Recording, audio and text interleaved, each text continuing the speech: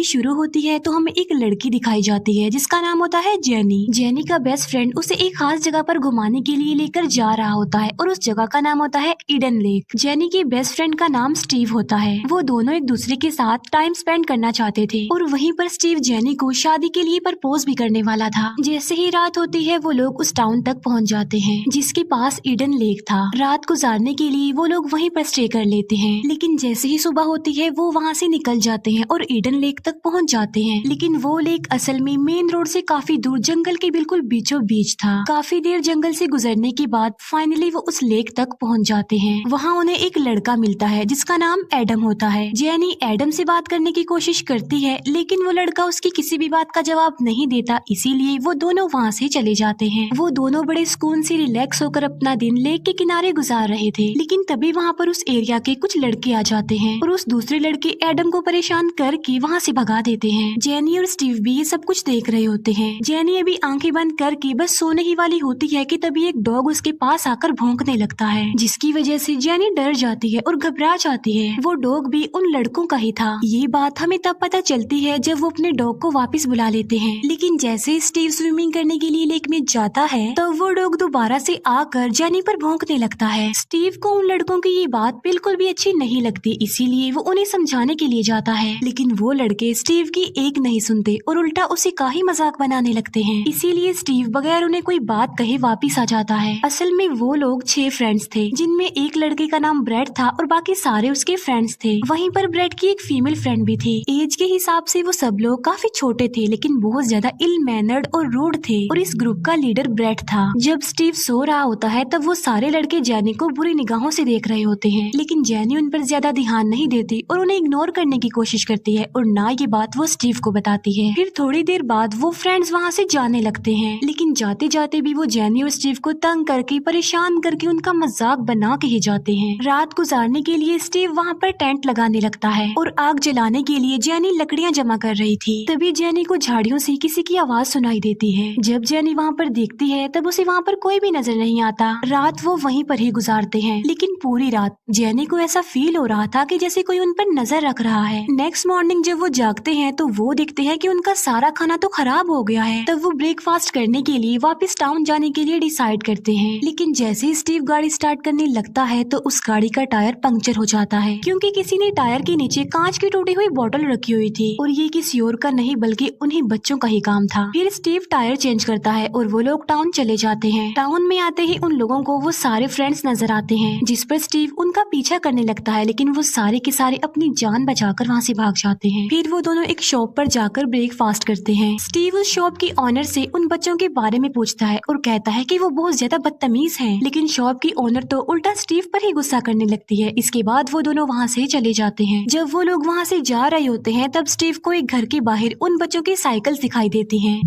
इसीलिए स्टीव उन बच्चों को पकड़ने के लिए उस घर में चला जाता है, लेकिन उस घर में तो कोई भी नहीं होता। लेकिन इतनी ही देर में उस घर का मालिक वहाँ पर आ जाता है। तब स्टीव उससे बचने के लिए ऊपर वाले फ्लोर पर चला जाता है और वो घर किसी और का नहीं बल्कि ब्रेड का होता है और स्टीव ब्रेड के रूम में चला जाता है। तभी ब्रेड का फादर उसे ढूंढने के लिए वहाँ पर आता है और यहाँ पर स्टीव फंस चुका था। अब क्योंकि स्टीव के पास और कोई ऑप्शन नहीं था, इसीलिए वो विंडो से बाहर लटक कर नीचे आ जाता है। स्टीव आकर जल्दी से गाड़ी में बैठ जाता है और जेनी को कहता है कि जल्दी से यहाँ से गाड़ी भगाओ, और फिर वो दोनों वहाँ से निकल जाते हैं। फिर वो दोनों लेक पर वापस आ जाते हैं, लेकिन जेनी को अपना हैंडबैग नहीं मिल रहा था जिसमें उन लोगों के मोबाइल फोन्स और गाड़ी की चाबियां थी। इस बात की वजह से स्टीव काफी परेशान हो जाता है और वो अपनी गाड़ी के पास जाता है, लेकिन वहाँ जाकर देखता है कि उनकी गाड़ी भी वहाँ पर नहीं है बल्कि गाड़ी भी वहाँ से गायब है। तब वो लोग डर जाते हैं और पैदल ही वहाँ से निकलने की कोशिश करते हैं, लेकिन तभी कोई सामने से आकर उन्हें की गाड़ी से उनको हिट करने की कोशिश करता है, लेकिन वो दोनों किसी तरह बच जाते हैं। हम देखते हैं कि उनकी गाड़ी में कोई और नहीं बल्कि वो फ्रेंड्स वो बच्चे थे और उस गाड़ी को ब्रेड चला रहा था। फिर वो गाड़ी को लेकर वहाँ से भाग जाते हैं। वो दोनों एक बार फिर से पैदल चलने लगते हैं, लेकिन चलते चलते उनको रात हो जाती है। स्टीव को एक जगह से उन बच्चों की आवाज सुनाई देती है, इसीलिए वो उसी तरफ ही चले जाते हैं। वहाँ जाकर उन लोगों को वो बच्चे मिल जाते हैं। स्टीव उन लोगों से अपनी गाड़ी मांगता है, जिस पर ब्रेड कहता है कि हम लोगों के पास नहीं है तुम्हारी गाड़ी। स्टीव कहता है कि हमारा बाकी सामान भी दो, हमारा हैंड बैग दो। तब ब्रेड एक बार फिर बोलता है कि वो भी हमारे पास नहीं है। जेनी दिखती है कि वो बच्चे बहुत बदतमीज है, वो नहीं देने वाले कुछ,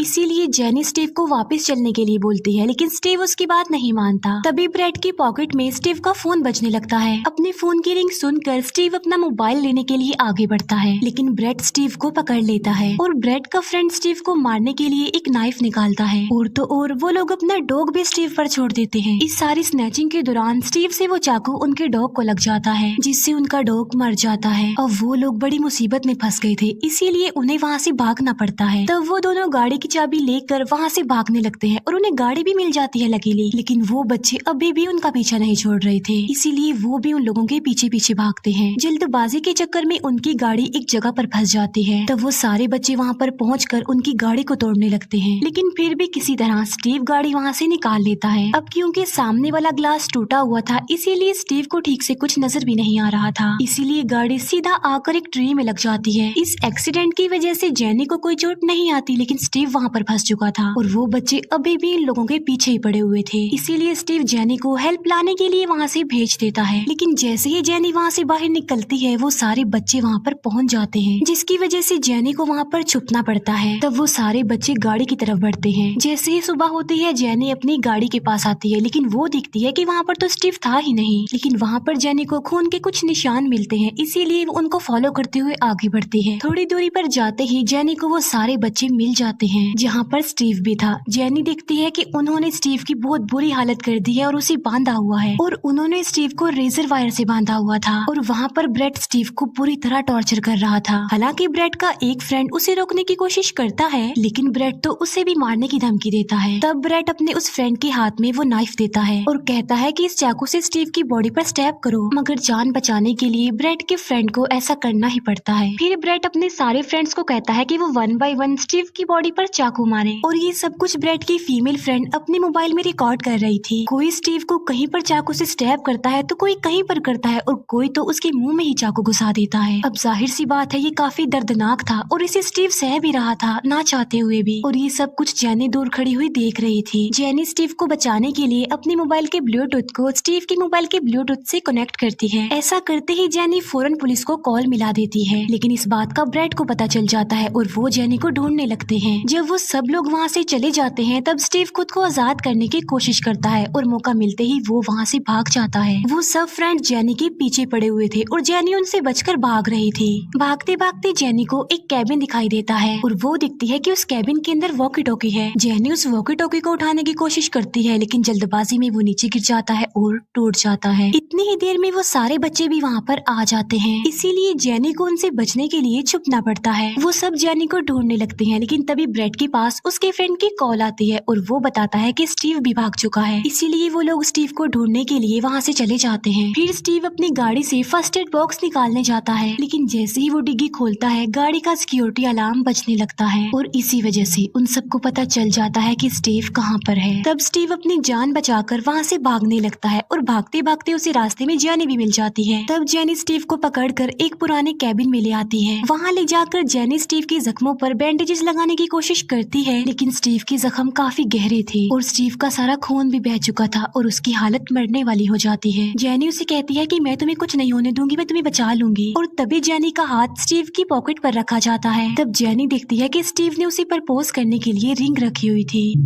ये देखकर जेनी काफी अपसेट हो जाती है, क्योंकि स्टीव की ऐसी हालत हो गई है कि अब वो उसे प्रपोज नहीं कर सकेगा। इतनी ही देर में ब्रेट और उसके बाकी फ्रेंड्स भी वहाँ पर आ जाते हैं। वो कैबिन के अंदर घुस जाते हैं, लेकिन उन्हें कैबिन में कोई भी नहीं मिलता, क्योंकि जेनी स्टीव को लेकर कैबिन के नीचे पानी में छुपी हुई थी। लेकिन स्टीव बेहोश हो जाता है, फिर भी जेनी उसे संभाल कर रखती है। जब सारे बच्चे वहाँ से चले जाते हैं, तब जेनी स्टीव को लेकर बाहर आ जाती है और वो स्टीव को लिटा देती है। जेनी सोचती है कि स्टीव की हालत काफी खराब है और अगर इसको हेल्प ना मिली तो ये मर जाएगा। ये सोचकर जेनी उसे वहीं लिटाकर हेल्प लेने के लिए खुद वहाँ से चली जाती है। जेनी को वहाँ पर एक इलेक्ट्रिसिटी टावर दिखाई देता है और वो उसे फॉलो करते करते आगे बढ़ती है, लेकिन जेनी का पैर किसी नोकदार चीज पर आ जाता है और वो नुकीली चीज जेनी के पैर के आर पार हो जाती है, जिसकी वजह से जेनी को काफी पेन होती है और उसकी चीख निकल जाती है और उसकी चीख की आवाज ब्रेट सुन लेता है और अब वो उसी की तरफ ही बढ़ रहे थे। फिर जेनी किसी तरह वहाँ से उठकर छुप जाती है और उस नुकीली चीज को अपने पैर से निकालने की कोशिश कर रही थी, लेकिन वो तो निकल ही नहीं रही थी। तब जेनी उस नुकीली चीज को अपने पैर के आर पार करके निकालती है। तब जेनी रेंगते रेंगते आगे बढ़ती है और तभी वहाँ पर वो बच्चा एडम भी आ जाता है, जो उन्हें मूवी की स्टार्ट में भी मिला था। जेनी एडम से वहाँ से बाहर निकलने का रास्ता पूछती है। तब एडम जेनी को वहाँ से लेकर आगे चलता रहता है, लेकिन रास्ते में एडम एक जगह रुक जाता है और अपना मोबाइल यूज करने लगता है। जेनी एडम से उसका मोबाइल मांगती है लेकिन वो उसे अपना मोबाइल नहीं देता। तब जेनी उसे उसका मोबाइल छीन लेती है और तभी वहाँ पर ब्रेट और उसके बाकी फ्रेंड्स भी आ जाते हैं और उस गैंग को वहाँ पर एडम ने ही बुलाया था मैसेज करके। वो लोग जेनी को मारकर बेहोश कर देते हैं। जब जेनी को होश आती है तो वो खुद को एक ट्री के साथ बंधा हुआ पाती है और उसके चारों तरफ उन लोगों ने लकड़ियां रखी हुई थी। तभी जेनी टर्न करके देखती है और वहाँ पर वो स्टीव को देखती है जो कि अब मर चुका था और उसे ब्रेट ने मारा था और अब वो सारा गैंग उन लोगों को जलाने जा रहे थे। वो उन दोनों की चारों तरफ पेट्रोल छिड़कते हैं और ये सारा कुछ ब्रेट की फीमेल फ्रेंड अपने मोबाइल में रिकॉर्ड कर रही थी। ब्रेट एडम को काफी फोर्स करता है आग लगाने के लिए। तब एडम आग जलाकर स्टीव के ऊपर फेंक देता है और जेनी उसे अपनी आंखों के सामने ही जलता हुआ देख रही थी। जेनी उन लोगों से ऐसा ना करने की काफी रिक्वेस्ट करती है लेकिन वो लोग तो उन्हें जलता हुआ देखकर काफी खुश हो रहे थे। स्टीव के जलने की वजह से जेनी की रस्सी भी जल जाती है और अब जेनी आजाद हो जाती है। उसे भागने का मौका मिल जाता है, इसीलिए मौके का फायदा उठाकर जेनी जल्दी से वहाँ से भाग जाती है। ब्रेट जेनी को धमकाता है कि अगर तुम वापस ना आई तो मैं एडम को भी जला डालूंगा। ये बात जब जेनी सुनती है तो वो रुक जाती है लेकिन तब तक ब्रेट एडम को जला चुका था और इसी वजह से जेनी को वहाँ से भागना पड़ता है। फिर जेनी भागते भागते एक ऐसी जगह पर पहुँच जाती है जहाँ पर उस जंगल का मैप था। तब जेनी वो कांच तोड़कर उस जंगल का मैप निकाल लेती है। तभी वहाँ पर जेनी को किसी की आवाज आती है और वो करीब पड़ी हुई काफी बड़ी डस्टबिन में जाकर छुप जाती है। उस डस्टबिन में काफी महीनों पुराना गार्बेज पड़ा हुआ था जिसकी काफी गंदी स्मेल आ रही थी। लेकिन अब क्योंकि जेनी ने अपनी जान तो बचानी थी ना, इसीलिए वो चुपचाप वहीं पर ही बैठी रहती है। उनकी जाने के बाद जेनी बाहर आ जाती है। जेनी ने अपनी शर्ट का एक टुकड़ा फाड़ लिया था और उसमें उसने कांच का एक टुकड़ा रख कर हथियार बना लिया था। अभी जेनी वहाँ पर खड़ी होती है कि तभी वहाँ पर ब्रेट का फ्रेंड आ जाता है और जेनी वो कांच का टुकड़ा जल्दी से उसकी गर्दन में घुसा देती है और ब्रेट का वो फ्रेंड भी मर जाता है। फिर उन लोगों को अपने फ्रेंड की डेड बॉडी मिल जाती है। उसकी ऐसी हालत देखकर ब्रेट का एक फ्रेंड वहाँ से जाने की कोशिश करता है लेकिन ब्रेट उसे ऐसा करने से मना कर देता है। लेकिन ब्रेट का वो फ्रेंड जब उसकी बात नहीं मानता तब ब्रेट उसे इतना मारता है कि उसे जान से ही मार डालता है। ब्रेट का ये रूप देखकर उसकी फीमेल फ्रेंड भी वहाँ से भाग जाती है। इसके बाद जेनी उस जंगल से निकलकर बाहर आ जाती है। वहाँ पर जेनी को एक गाड़ी दिखाई देती है जिससे वो हेल्प मांगती है और वो गाड़ी वाला जेनी को गाड़ी में बिठा लेता है। लेकिन वो वहाँ से निकलने की बजाय गाड़ी को दोबारा जंगल में ही लेकर जा रहा था क्योंकि वो वहाँ पर किसी को ढूंढने आया था। जेनी उसे वहाँ से गाड़ी मोड़ने का कहती है लेकिन वो जेनी को दोबारा वहीं पर उसी लोकेशन पर ही ले आता है। तब मौका मिलते ही जेनी गाड़ी को घुमा लेती है लेकिन तभी अचानक से गाड़ी के सामने ब्रेट की वो फीमेल फ्रेंड आ जाती है। लेकिन अब क्योंकि जेनी के दिल में बदले की आग थी इसीलिए जेनी गाड़ी नहीं रोकती,